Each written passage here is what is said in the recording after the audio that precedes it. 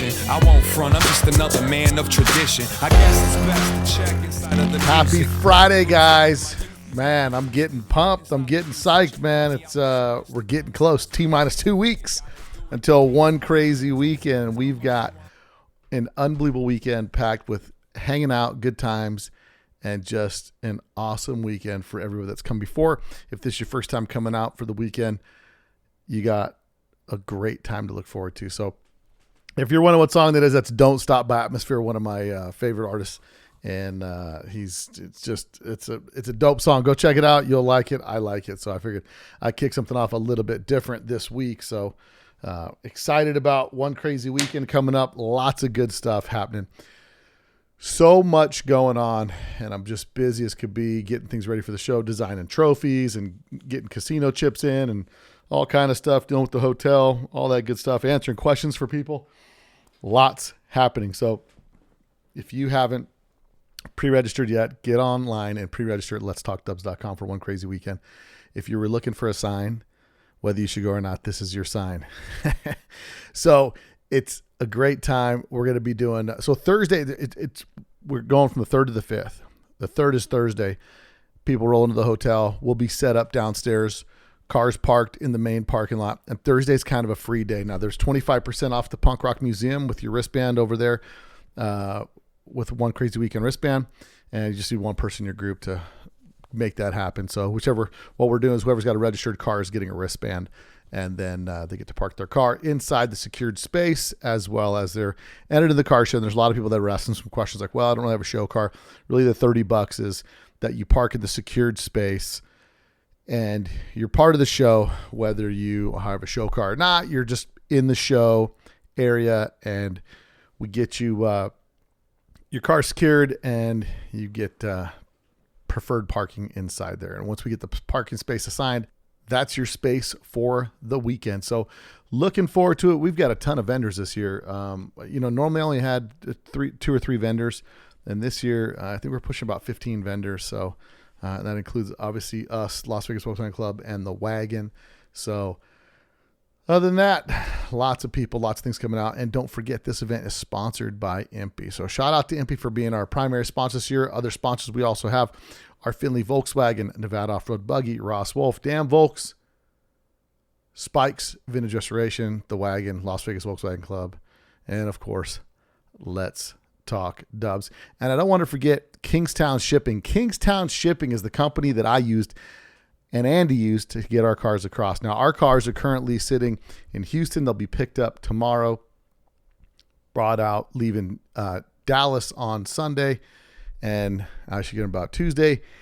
Andy flies in later on this week around Wednesday, and then the cars will go to my brother's shop, and it'll be on lockdown until I pick up Andy and we go check the cars out, and I go see the car the first time. We're going to have that whole thing videotaped so you guys can see my reaction, to see if he blew it or if he nailed it. Because we had a big collaboration on this car, and we talked about it before, but when Andy gets in town, we're actually going to do a podcast about the build, the process, the collaboration, ideas we had, stuff he thought was stupid, stuff I thought was stupid, the back and forth of building the car, and really the vision of putting this thing together. So I'm super, super excited for you guys to see this car. It's going to be so good. The paint color, I just love it. We did a sea blue metallic. I could just start listing stuff off, but I'm excited for you guys to see the car, and I'm excited to see it myself. So next week I'll see the car, and I'm actually going to be, the plan is I'm going to be driving it on the strip cruise. So we're hitting the road rolling. So lots to look forward to this week. I got the Bull Run bus back last week. You guys all know. My guy Kenny Fitzer Designs scored at the top of that thing. George got it all prepped and ready to go. So got it sprayed. Now I got it back here. I've got too much going on to get that thing on the docket right now. So it needs to get color sanded and buffed, and then I can start putting the interior in it. I need to work with my guy Nick over at Air Terriers. If you guys haven't checked him out, go check out Air Terriers, man. You want to see some dope bus interiors. Like if you're thinking, I want to do something different with my bus, go check out Nick's page at Air Terriers. When you go check out this stuff this guy's doing, man, it is unbelievable the work that Nick does. It's super, super dope. Nobody really, I haven't seen anybody that does kind of what he does, as far as the uniqueness of his designs. And I mean, I was super, super impressed with it. And I really like just the way that he does everything. It's really a modern style. We're going to do kind of a horseshoe shaped interior. Obviously he's in the UK, so we're going to figure out a way that we can break down a shippable kit to get me. I may have the upholstery. I'll probably have the upholstery done here. I'll get the panels and stuff from him because it's all built in, and we got some special stuff to work on with the hydraulic suspension and whatnot. But hopefully that bus this summer will be on the road as the Let's Talk Dubs podcast bus. It's hitting the streets, so I'm excited for that. I mean, there's so much going on. It's crazy. I was working a little bit on my Type 30, not my Type 34, excuse me, my Gia TC, the old Brazilian ride, and I have that pancake motor. It's a 1.8 liter Type 127 Type 4 motor. So Type 127 designates it as an industrial or actual military motor that they use for the howitzer FN70 to move it at about 16 kilometers and also run the hydraulic system on it. I started putting that thing together, realized I had to change the flywheel on it, swapped out the flywheel. And then, I was just going to basically swap the flywheel. I still got some other stuff to do. I took the ignition setup on it, threw that on the Samba for sale, 24 volt ignition system with an alternator. So if anybody's looking for that, go on the Samba, pick it up. But I put that on there. It's all brand new. Put that up for sale. And then if you're also looking for a Type 34 Gia windshield and back window, go check my ad on the Samba. And went to go put it inside the back of the Gia TC. And wouldn't you know it, it is so tight back there because on the back of that Gia TC, it kind of has this whole lower panel in there where it's really tighter on the motor kind of. And it was because the motor's got some wider sheet metal on it. I've got to pull. I couldn't get it in there. I just wanted to stab it in there and just get it mocked up and get it out of the way. And so be it. It was like it was a wasted day, but it wasn't. I made a milestone on that motor by switching the ignition system or pulling off the old ignition system, putting on the new clutch and flywheel, but it wouldn't fit in the car. So I got a B plan for that 1.8 liter motor, and I'm excited for that because the motor's rated at I think it's 80 horsepower. And I was reading on a forum board where a guy swapped it, put it in his car, got rid of the smaller carburetors, put dual carbs on there because it's got the PSDTs or whatever they are, the little puny bus carbs on there. And he put a set of 40s on there and 1, 2, 3 ignition. And I don't know if he changed the cam in it, but he said he was pushing about 120 horse, which is more than what I need. But at any rate, that's down the road. Next up to bat after the Gia arrives, we'll start working on getting the Bull Run bus back together. So anyway, I'm super jacked, man. There's so much stuff going on, and I'm super stoked to see a lot of you guys coming down here for this event. I mean, we sold out the room block. You can still get rooms, okay? They're just not as boom diggity cheap as they were because they were really cheap, but now they're not outrageous. But it's about, I checked it, it's about $200 a night for a room. So you can book a room for Saturday night. You and a couple buddies can share a room. Totally worth it. That I guarantee you. Do that. Come out to the show. But get on the website now. You just got to go directly to the Orleans Hotel Casino and try to book the rooms. And I'm telling you guys right now, you have to listen to me when I tell you this. Do it now. Don't wait. Do not wait. Because if you wait, the more you wait, the closer it gets to that weekend, the more expensive those weeks are. Like I said, I ran 2 rooms today, Friday and Saturday night, and it was like $400 with taxes and all that stuff. So about $200 a night, but the Orleans Hotel Casino's got a pretty cool setup over there. So go check it out. The room block has been sold. Maybe next time you guys will pre-reserve your rooms, but we're about a 50% increase than what we were last year for room reservations. So I'm really excited. I'm really, really excited to see the turnout this year. It's gonna be great, man. I know that you guys have been before, are excited because I'm excited because I see the front end of what's coming down the pipe. And so back to the plan is going to be Thursdays, kind of a hangout day, nothing super formal. A couple places you can go check out, and those places that we've teamed up with, they'll have good parking for your car, so you don't got to worry about it. In addition to that, they'll also give you a discount when you go there to patronize their business. So then Friday we get together, kind of a informal, formal meet and greet happens, and there's lots of people to meet this year. I mean, guys that are coming out this year, you've got Russell Ritchie, Lanny Hussey, Buddy Hell with Type 1 Restorations. You've got Spike with Spike's Vintage Restoration. He's going to be down here. We've got I've got Steve Connect coming down. Steve Connect's the guy that owned Volksworks in Bakersfield in the 80s. So if you want to talk 80s, he's the guy that was doing a lot of stuff. So he's bringing a car down. The DiGiacomos are coming down. So you might remember their car that was built with Steve and those guys over at Volksworks. And they were all part of the V-Dubs Unlimited. That was out of Bakersfield, California. So father and son are coming down. We'll get a chance. We'll sit down and record that podcast about that. That's the one podcast I lost in Mexico. But those guys are coming down. So there's going to be some 80s people here. Future Shock will be out there on display. And, man, it's just, it is shaping up to be quite the weekend. So you guys will be, and Adam Wick's coming out. The Romero brothers are coming out with they've got their streetcar. Steve Dalton's coming out. The most horsepower street bug, the highest horsepower drag and drive VW bug is going to be out here. So Steve Dalton will be out here in his 71 bug. I think it's a 71. And if you don't know this bug, you're glad you're listening to Let's Talk Dubs, because if you're going to be out here, you get to see that bug. It's last I heard it was 539 at the rear wheels on a dyno. And he drag and drives a car, and I think he's running in the 9s. And that car is crazy fast, and he drives it. TF1K, fuel injected. And I want to get Steve on the podcast so we just break down the whole build in the car, because it's 539, right? It's a no holds barred kind of build. But with that being out there, who says you can't build a 350 horsepower street bug that you drive and drag and drive? I mean, he drag and drives 500 horsepower, so why couldn't you do the same with a little bit less?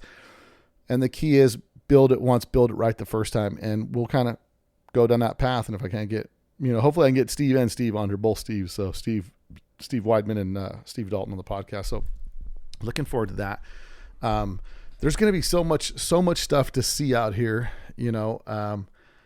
I'm just, listen, I'm babbling like crazy because I'm super hyped about this. And so today's podcast, when I was at the European Bug-In, I ran into Rusty. And if you're not familiar who Rusty is, so it's Rusty's.nl for the Netherlands. And Rusty makes the true rack and pinion setup for the buses. So we talk a little bit about rack and pinion setups on the bus, how he came up with it, and a few evolutions of the design, and then talk about the details and the differences. And more likely than not, I'll be getting this set up on my carbon cab, because he talked about some of the advantages of it that you'll hear in the podcast. And I'm really looking forward to being able to turn my big wheels and make it a little bit easier. So I'm excited for this, guys. I'm excited for this weekend.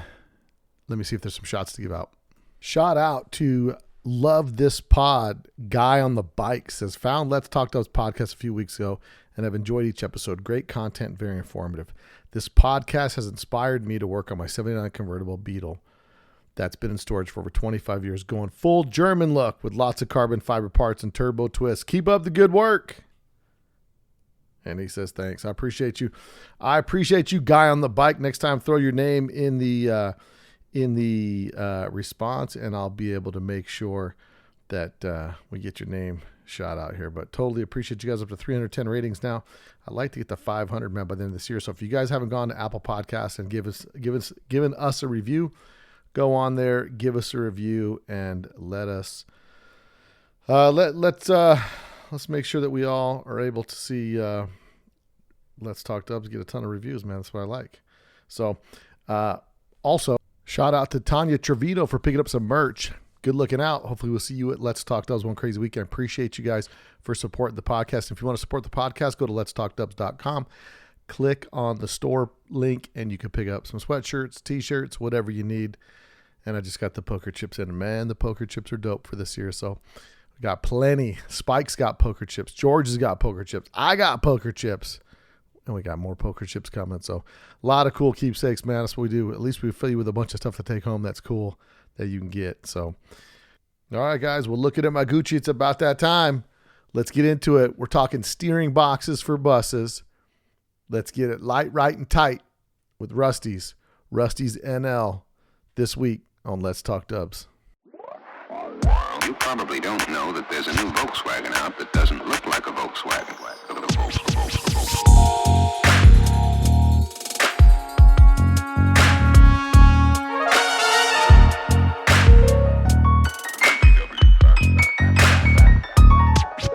It's got everything that people who like the bug like. So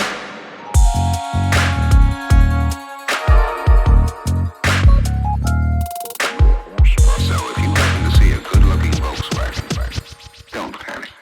Okay, everybody. So on today's show, we normally, you guys know that I was at EBI a little ways ago, and as I'm going through the swap meet, I happen to stumble upon something I'm sure you guys have seen before, Rusty steering box. And Rusty from Rusty NL's NL was there, and we started chatting a little bit. Found he's a podcast, and I wanted to get him on the podcast because he does this really unique steering box setup with the buses. So on today's podcast, I'd like to welcome Rusty with Rusty's NL steering box. Rusty, welcome to the podcast. Thank you, Bill. Thank you. Hey, so honored to be here. Been a listener since 2019. Oh, good. I needed something to listen to while I was sunbathing on my holiday in Macedonia, and I downloaded a few episodes, which I think the first one I listened to was the one with Douglas 10-foot Doug.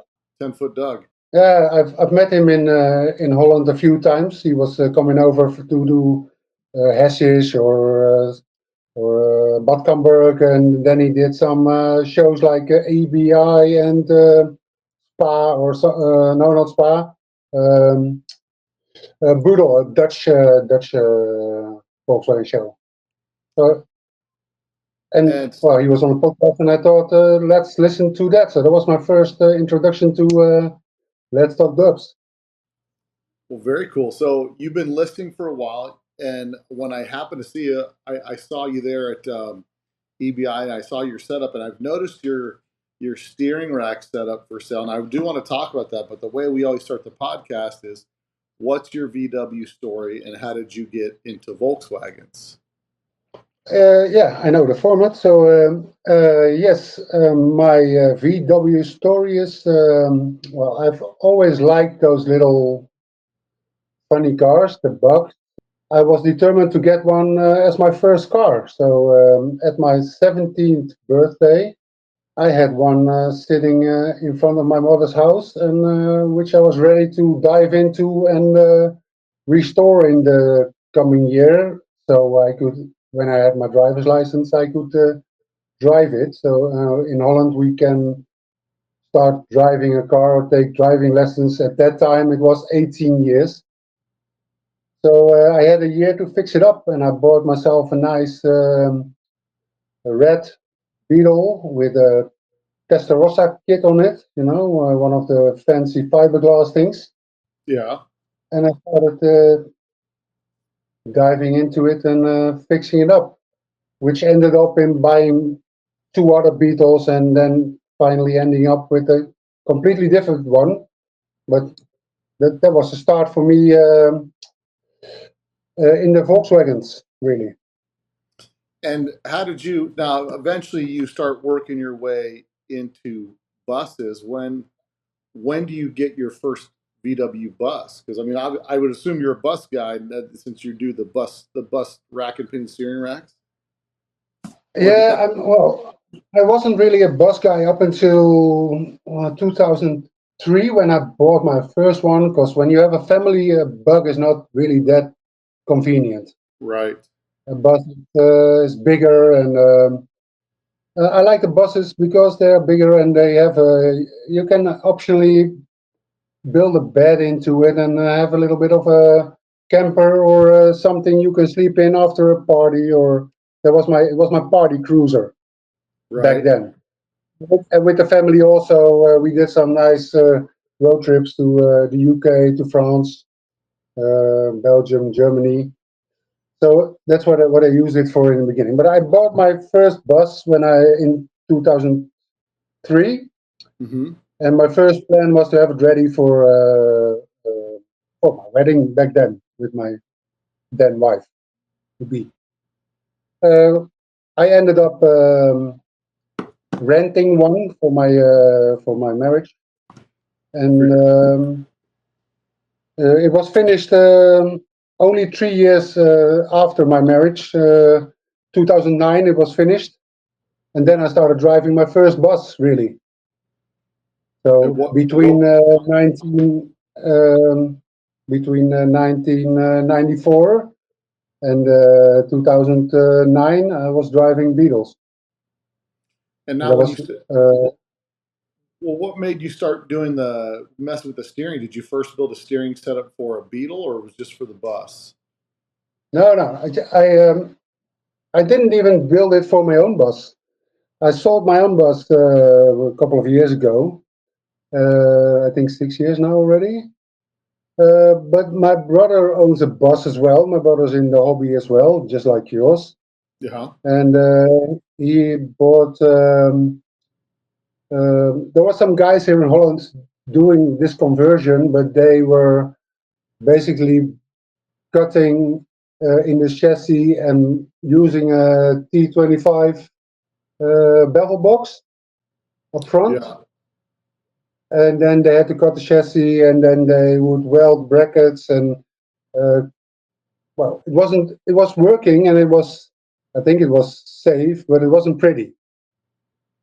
So my brother asked me to make one similar because it wasn't a for sale ready kit or something. The guys just bought second-hand stuff and mixed all the parts together and made a steering. So that's what I did initially. I started out like that. We bought a 911 steering rack and a T25 bevel box and some couplings and some axles, and then we started building one. And there was a first off, and there was a one-off really. And then he started driving it, and some of my other friends who also drive buses now, they wanted it in their bus. So I had some of my close friends here that live here in my area, and my brother. They were my guinea pigs, really. Now, do you have I a could trust background? them their bus. Do you have a background where, like, your day job, do you work with suspension or automotive or engineering or anything like that? No, no, I was into steering, but I was a captain on a barge. Oh, really? Yeah, yeah, it's Nice. something different. Yeah. But And around yeah, 10 years ago, I changed my life, got divorced, moved to another place, and quit the job I was doing for 23 years already in the inland barging business, transporting chemicals through Holland, Europe. And I was, like I told you, I was wrenching on cars since my 17th. So the technical background, I did a technical auto engineering education, my school background. uh-huh. Yeah. Well, I was a mechanical. When I rolled into the barging business, when I was a captain, I started as an engineer, as a chief engineer of the barge. Yeah. So I was doing maintenance on the barge and building stuff, repairing stuff there, and I became a captain. And well, when you're a captain on a barge, well, you have to be innovative, and you have to. Well, you're basically on an island, and you have to fix stuff on the go with what you have. So So that's you've got that's so you've got some mechanical experience and things like that. So yeah. when you decide to build this, and now you have a couple friends that are asking about the steering setups and all that. So the system has obviously evolved a little bit from the original steering setup. Yeah. From the first one, using only second-hand parts, only used parts, and now we're building kits with all new parts.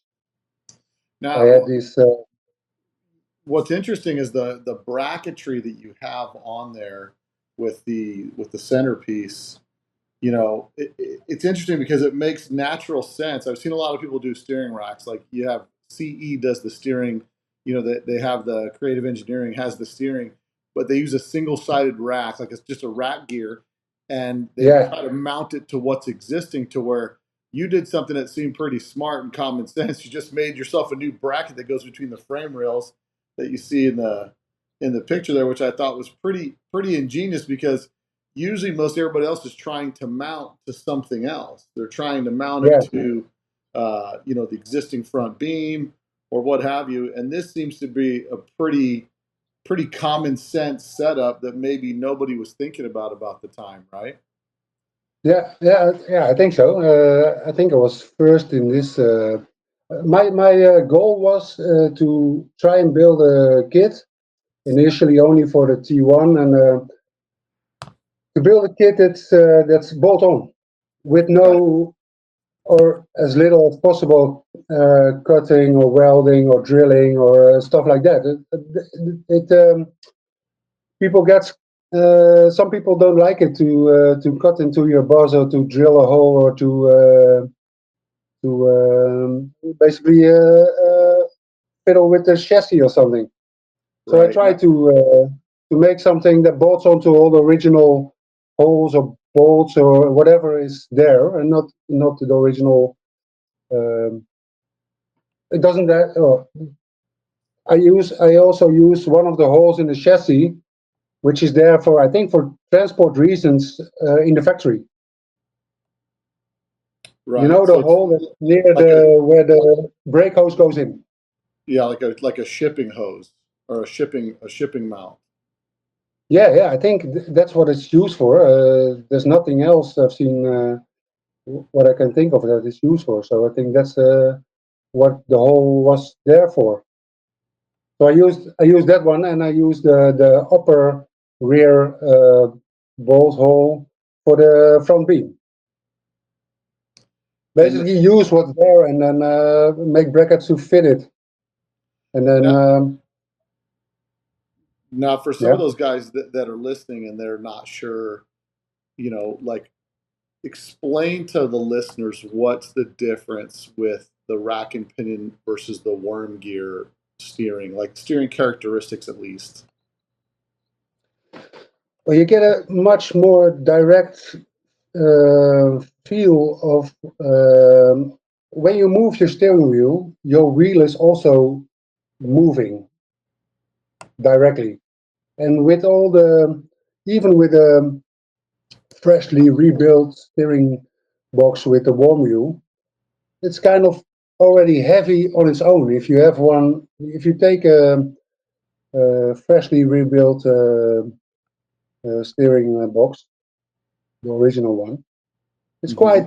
quite heavy, and there's always like a dead point or a heavy point when you're turning the axle, when you turn the steering wheel, and that's completely eliminated with my system.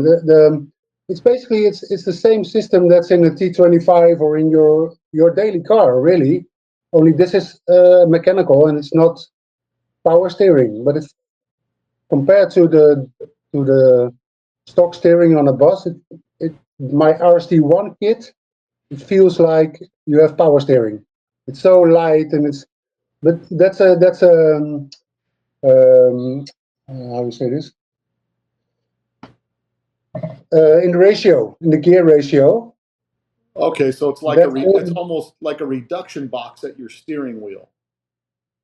So it uses less um, force to turn the wheel. yeah. It uses a different kind of force, a different kind of leverage, really, because the stock steering box with the warm wheel is basically friction moved. You turn the wheel, and on the friction, you move the lever, which moves the steering rod to your pitman arm, and then it's so many more points of friction and of wear and tear.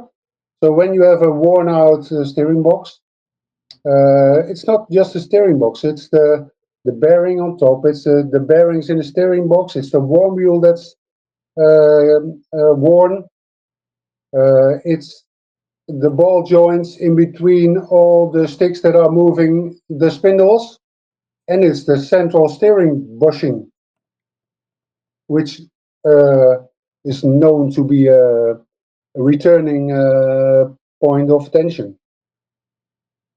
So you can let's say like my crew cab, my carbon cab right now that I have. So that car Yeah, has you gotta, what's that? yeah, your car, your crew cab has got a rack and pinion. No, my crew cab has stock steering. I haven't changed it yet. Oh, okay, okay. Um, I if I switch to your setup on there, would it be less? It would be easier to steer at low speeds because of the gear ratio in the rack and pinion. Does that also makes a big deal between the rack of the worm gear? Yeah, I've got two kits. I've got one kit that's fits all buses. Uh-huh. And I've got one kit that fits like the stock buses, any height really, slammed also. But if you have a brake booster or you got a double back setup, air ride, Right. the RST1 won't fit because it's the route of the axle is interfering with the or the brake booster or the this setup you're seeing here Yeah. on the screen. This has got a Porsche 911 or 914 rack setup. Mm-hmm. I've got my own rack design, but here you can see how it clears the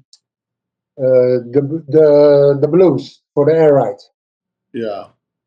The This bellow. setup, I believe it uses, yeah, and this is the RST1.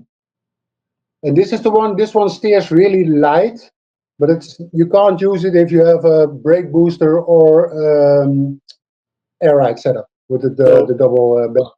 if I'm buying one for my double cab, because so my Yeah, double cab's got I've got 215s in the front, or 205 35 17s on the front, and at low yeah, speeds and I've got an aluminum steering wheel. I've got the racing aluminum steering wheel, so it's yeah, a little bit of work.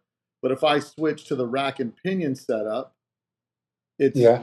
it takes a little bit less pressure to turn it. Like it's a little lighter steering, even at low speeds. With my RST1 kit, Uh huh. you can put one finger in your steering wheel and you can stand still, and then you can turn it anywhere you like and then drive off.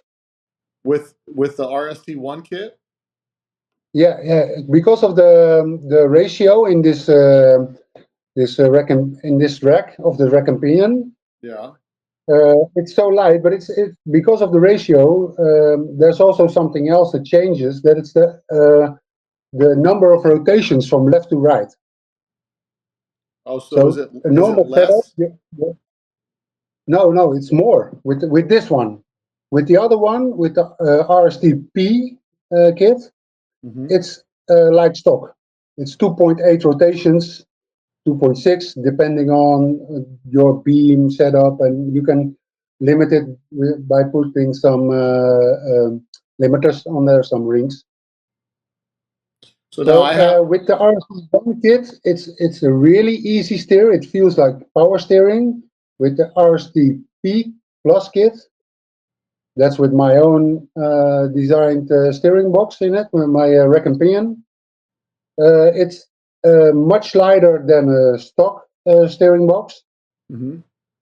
but it's a little bit heavier than my RST1 because of the different ratio, and it translates in 2.8 rotations from left to right. And with the other one, it's 4 rotations from left to right. Okay. And So with the RST1, it's a much longer. It's more rotations lock to lock. It's 4 rotations lock to lock versus 2.8. Yeah, correct. Yes.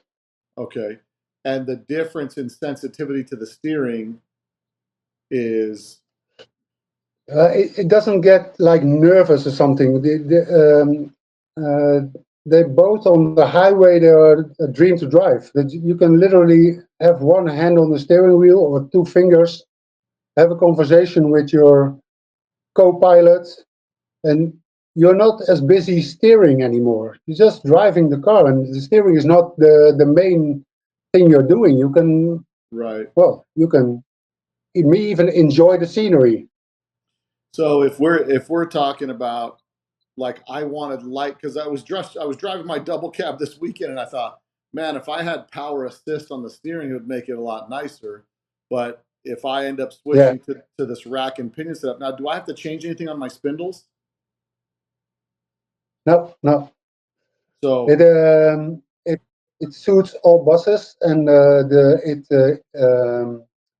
basically you take off your steering wheel and you take off the tie rods on the spindles, and you delete everything in between, and you exchange it with my kit, and that's really it, and then it's done. and what's the time what does it take? How much time does it take to install the kit? I normally take a day, and sometimes it takes a little bit longer because some of the old parts, you can really be wrestling them and fighting them to get them off. And when I'm working on a customer's car, obviously I'm precautious and trying not to damage anything paint-wise or otherwise. So I take a day. I've had customers install the RST1 in 3.5 hours, and that's excluded the time it took them to take out the old gear. And how long? 3.5 hours. Oh, really? Yeah. It's So it's really pretty straightforward, and all the kits I ship, I pre-fit them on the jig you are showing now, mhm. so they're all aligned, and you just fit them. You adjust the toe in of your front beam, and then you set the steering wheel straight, and you adjust the toe in, and you're ready to go.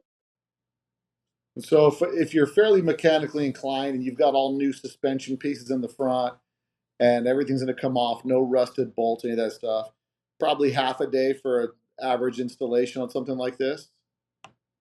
Yeah, just a little bit more than a half a day when everything comes out easy. Well, just in an hour you can have everything on the floor.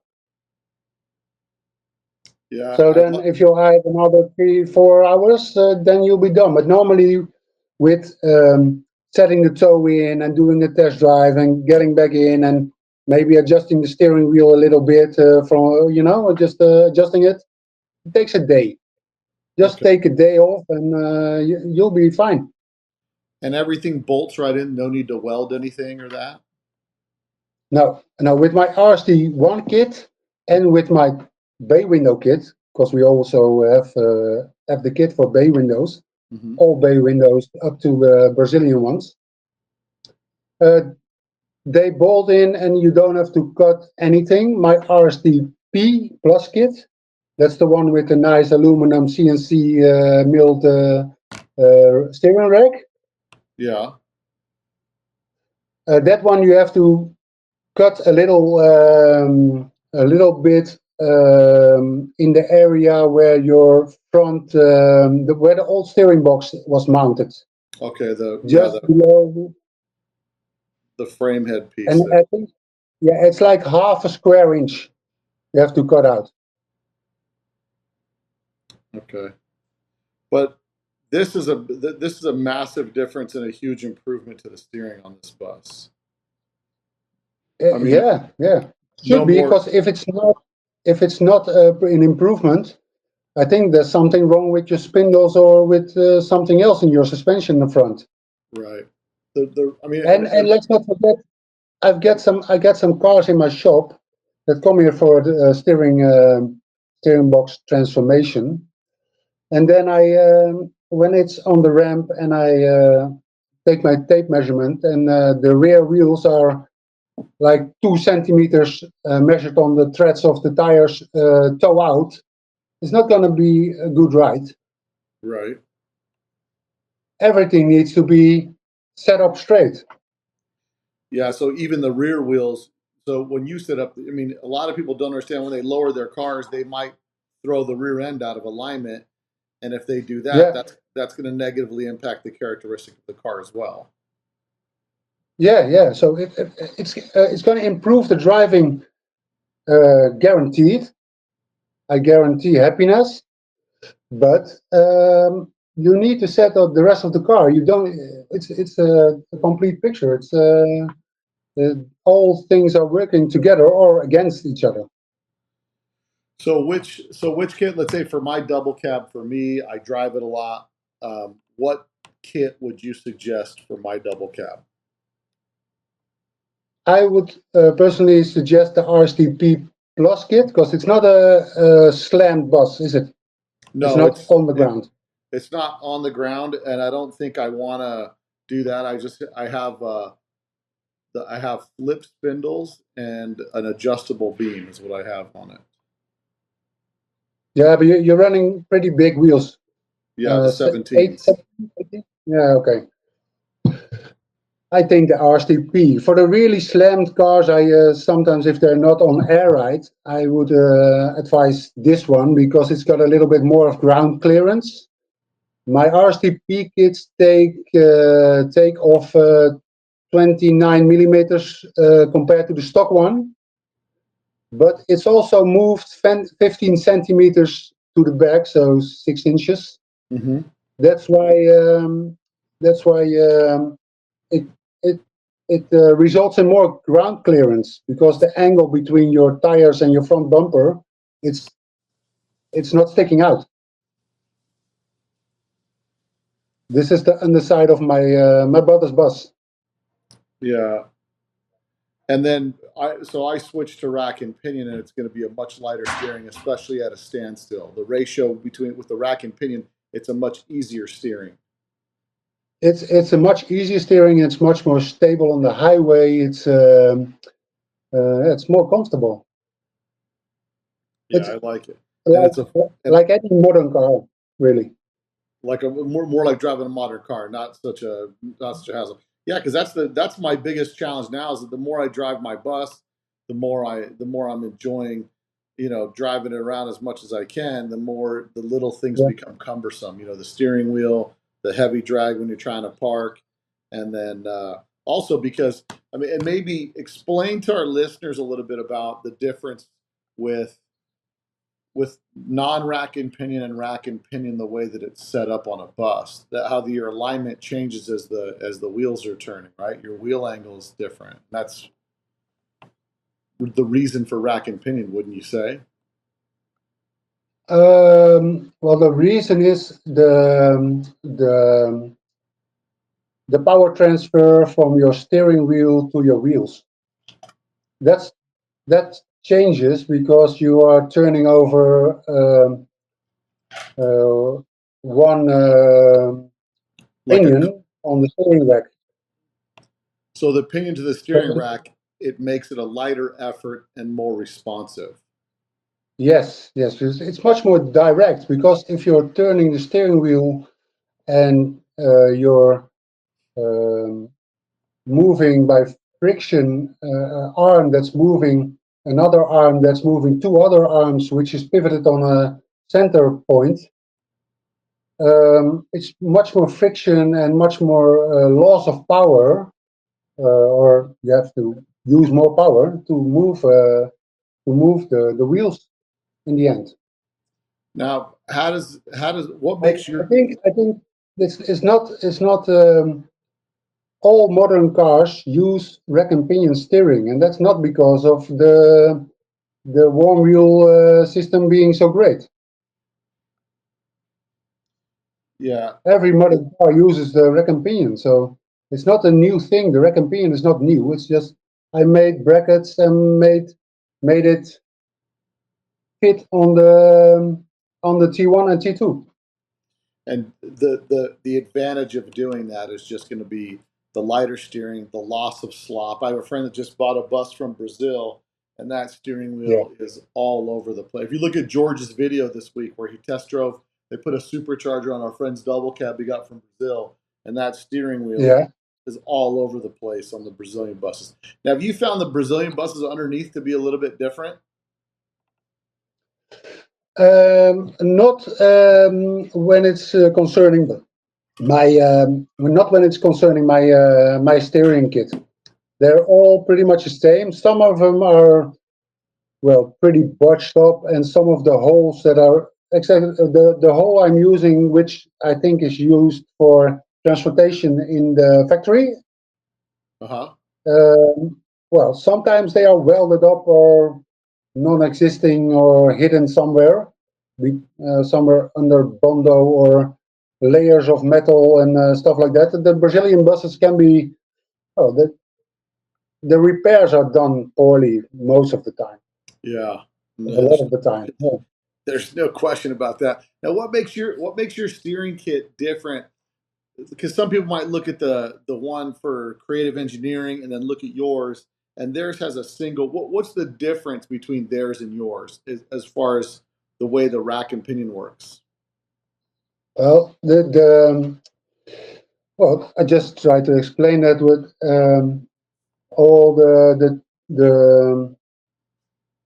the power is transmitted in a different way. So that's the rack and pinion is a modern system, and you use the rotating movement you make on the steering wheel is converted to straight linear movement in the rack, and not up front, and then having to move 3 other rods and through a pivot point. That's the real downside from the original design, is all those pivot points and all those points of wear and tear, really. Yeah, and what I was asking more specifically about is maybe creative engineering came out with a rack and pinion setup that was kind of a single arm rack setup. A friend of mine got that, and I was really excited to check his bus out. And I didn't notice a real huge difference in how the bus steered, especially at low speeds. It wasn't like I felt that it was really a lot lighter. And they tried to modify a rack with a single arm. Yeah, I think it's from a rabbit or something. Yeah, and I don't think that it works because they're trying to adapt it to the existing pivot point on the Volkswagen. Is that right? Like you have a framework goes underneath. So but they're converting the rotational movement to a linear movement at the same place where the original one did it, and they're still using the pitman arm and the shafts that are moving the steering, the pitman arm, and the tie rods. So with the creative kit, you still have the original steering geometry, and so the wheels turn in exactly the same way as they do with the stock one, because nothing changes on that part. That all stays the same. And I think it when I saw it the first time when it came out, I don't know how long they're selling it for, 15 years, 20 years, I don't know. It's a nice solution, but I think it's half a solution, because one of the points that are points of concern or points of wear and tear is the pivot point, the central steering pin, right, and the pitman arm and all the ball joints connect to it. Right. So that's a big difference, and I eliminate those all the way, and which results in, with my steering the RSTP steering box has got a travel of 14.5 centimeters from left to right. And what is factory? It's around 13.5, so I got a little bit more. So because with the original steering geometry, with the Pitman arm, With the when offset, it's you don't get equal lock to lock on both sides. no, that's correct, and that's already also built in the spindles always. Huh? All the modern cars have when you turn right, your right wheel on the inner corner is gonna uh, turn a little bit more than the outside wheel because it's making a greater radius. Right, right. With the original setup, the inner wheel on the inner corner locks in a little bit more because the steering arm pulls it over the steering arm of the opposite side. Do you understand what I'm saying? Yeah, I think so. So that Yeah. And this, with my kit, it's not the inner wheel moves inward also more than the outer wheel. So your um, what's it called? The um, Ackermann principle. uh-huh. Do you know that? Yeah. Yeah. It's The still in line, but with the original one, it's more when you do a lock um, when you steer to the right, for example, all the way to the right until it locks out. Your inner wheel is um, under a bigger angle than with my setup, but it's only with steering and um, steering it all the way in. So only with parking, you would feel that it's. I think the the turning radius with my kit mhm. is a little bit bigger. Oh, so you get a little, it's a little bit bigger turning radius with yours. Yeah, but it's all depending on your setup. Also, with if you have really wide wheels, Right. you need to limit the your steering anyway. And on your kit, can you adjust the lock to lock so it doesn't hit the car? Can you lock it Yeah, out? yeah. Well, you have to use some. If it would be hitting the car or your front axle or something, you can use some bushings. And that'll I stop use it lock to That lock. will stop it. Yeah, they are not in the kit because there are not many people using it, but you can Well, limit it with a ring. I tell you, after I've looked at your kit. I've been, again, the thing. I've got my new suspension dialed in. I'm still with the stock steering box on my double cab, and I may be picking up one of your kits here to do the double cab conversion and really kind of check it out and see how it makes a difference. Because I like my steering box is pretty solid. The biggest challenge that I Yeah, have, and when I drive, I'm just used to kind of a wheel shimmy a little bit, little left, right, correct, kind of. Maybe it's subconscious for me at this point how much I'm interacting with the wheel. But the big yeah, the big thing for me is with those big tires and me sitting above the front wheel, it's a lot to turn. So I think I yeah, think this setup would definitely be a nicer setup to do. But yeah. I think how many setups do you have out it will there? work.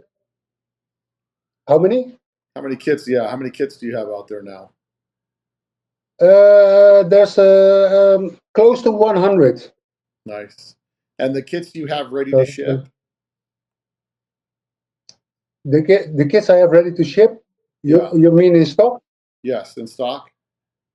No, I don't have a big stock because I need to adjust some things. If you have, for example, a 4-inch beam on it, for the RC1, I build it to specs, and the other kits, I've threaded the tie rods, uh, 120 millimeters inside, so you can cut it to size Oh, if okay. you want. So I will deliver them in a stock width, and then you can make them to size on your own.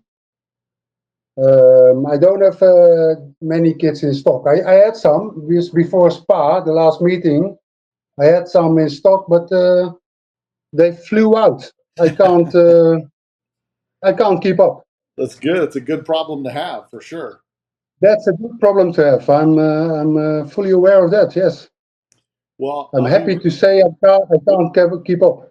that's good. That's good. I will definitely be reaching out to you about a kit coming up here because I've got a bunch of projects. My main focus right now is keeping all of them running. I just got the Bull Run bus back. Now that has a whole different hydraulic suspension underneath it. That George will do a whole video on that bus coming up. But Yeah. and it has an equal left to right rack set up on it that came with the hydraulic suspension. But on my double cab, Okay. which I'm keeping more of a traditional low ring job, flip spindles, the spring plate extensions in the rear, and I definitely want to improve the steering on it. I kept thinking about power assist, but I think what the plan will be now will be to do one of your steering setups on there. So I'll be in touch shortly for a steering Yeah. setup for sure. And I definitely Lead time at this moment. what's that? The lead time. The lead time at this moment is around 4 to 6 weeks. Okay, perfect. Yeah, so it'll be after my It's not show, bad. probably around the end of this year, the beginning of the year. I'll be hitting you up to order a setup from you. I've got my Type 34 coming to town, and I've got the Bull Run bus to get back on the road. Once that's done, then I can put some more attention back on the double cab. Well, I definitely I look forward to seeing it. Now, do you have anything else you're working on coming up, or are you just staying focused on the steering rack setup?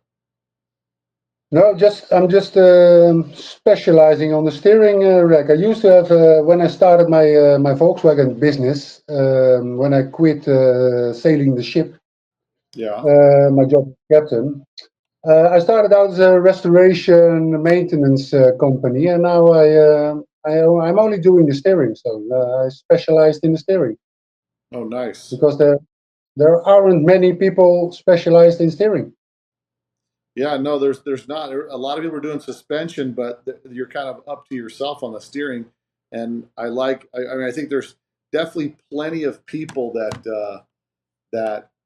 are needing some help with their steering, and with the steering boxes being so outrageously expensive to get rebuilt, if you can rebuild them and doing all that, I just think this is a natural progression. I think there's definitely no shortage in the market for you. I know that after this podcast, you'll get some phone calls for sure. But you make the kit for the early split, late split, and then the bay, right? Split screen, I make the kits from after 55 to 67. Uh huh. So barn door, that's my next project. You were asking about, do you have something lined up? I've got a company here who's got a few barn doors for restoration. He's going to deliver one at my doorstep for me to develop a barn door kit. Oh, So nice. that's the kit that's missing in my program. Yeah. So I can finally say I've got from 49 to 67, and then 67 and up for bay window. Oh, very cool. And and we got for all the people driving on the wrong side of the road, the Yeah. right hand side drive, the right hand side kits, right hand Right. drive kits. So you got a right hand drive and a left hand drive kit. Yeah, yeah. And for the right hand drive, it's been it's still. Um, People need to take some measurements before I ship them, because I found out that the conversion to the right-hand drive is not like it's not a universal thing. There seems to be some differences between one right-hand drive isn't the same as the other one. Oh, really? Yeah, and I've built a hybrid. My jig, the frame rail I used for mounting my kits and displaying them, and also for building them. Uh huh. I bought myself a silver weld through chassis part, and then I converted it so my jig is right hand drive and left hand drive. Yeah. But I found out that the measurements are maybe on mine, but I found out on some others there's like a 10 to 15 millimeter difference. Interesting. So I need to make them up to. They need to measure certain distances for me, so I can make them up to so they fit. Well, cool. Well, definitely, Yep. Rusty. I appreciate what you're doing for the industry. I like that you're doing something new and different and filling a need Thank you. that's been there. Anybody before we wrap up you'd like to mention or give some thanks to that's been there? Any of your supporters? Yeah, really, my friends who were always there and wanted me to use them as guinea pigs. Really, I can't thank them enough. My Yeah. friends from the eastern part of Holland, who were the original guys, where I didn't steal the idea, but the idea of the rack and pinion under a split screen. Those were the guys from the ACF. I would like to thank. They're my buddies, and they're always supportive of me. They know not one of them drives my kits because they all build their own, but they build it. Oh well, welding the brackets and making it their own style. But I want to thank them, of course, and well, my girlfriend and my kids who are so supportive and always backing me up. Very cool. Well, Rusty, I appreciate you coming on and chatting to us about this, and I'll definitely leave a link down the podcast below in the text of the podcast, so people want to click on your website, get right to you, and see what they have to do to get their front end dialed in and get their rack tight, get their steering right. So yeah, make it steer right, light, and tight. that's it, man. I love it. Well, cool. Yeah. Well, I appreciate you making the time for us, man, and we'll be in touch, and hopefully I'll see you again, maybe stateside, or maybe I'll see you in Netherlands for sure next year for the Air Mighty show. Yeah. Okay. Thank you for having me. It's been a pleasure, and being on the podcast that you listen to while working is fun. I think that when this is streamed, I'll be surprised for one. Well, good. And I'm not sure if I like hearing myself talk. Well, listen, man. There's more importantly, we're getting out that information that what you bring to the scene and the things you do for the other guys in the hobby, man. So I appreciate that a ton. Thank you. Well, the same to you. You're doing good things for the hobby as well. Well, we're working on it. We're just trying to save history, Yeah, well, and I'm happy you're doing that because I'm learning a lot. I bought my first magazine in 1990. Yeah. And it was an American hot VWs. Oh, and really? It was basically, it was black and white, and most of it was advertisement for companies who were selling stuff. Right. And some nice girls standing next to a car, and that was the first thing I saw. Oh, yeah. But all these companies in these magazines, you are referring to them, with the interviews you've done with the guys on your channel. It's really entertaining, and you can learn something from it. So it's cool. Any podcast that's your favorite? Volkswagen podcast? No, I only listen to yours, Bill. So, but on the other side, for my other podcast, Joe Rogan might be. I think you know him. Yeah. He's quite popular out there here. Well, cool. Well, Rusty, man, thanks for coming on. Thank you. Well, if you like that podcast, and I know you did, make sure you share this podcast with all your friends. We love when you share the podcast. It helps us grow organically. If you can't listen to it all the time on the podcast, on your downloaded telephone device, you can always check us out on our YouTube channel. Go subscribe today at our Let's Talk Dubs YouTube channel. And hopefully I'll see you guys at One Crazy Weekend, 2 weeks down. We're almost there, guys. We're almost there. So it's going to be a wild time. George T and I will be coming up here with a little pre-show conversation, let you know what to look out for, who's going to be around, people you can talk to, and all that fun stuff. So until next week, guys, later. You probably don't know that there's a new Volkswagen out that doesn't look like a Volkswagen.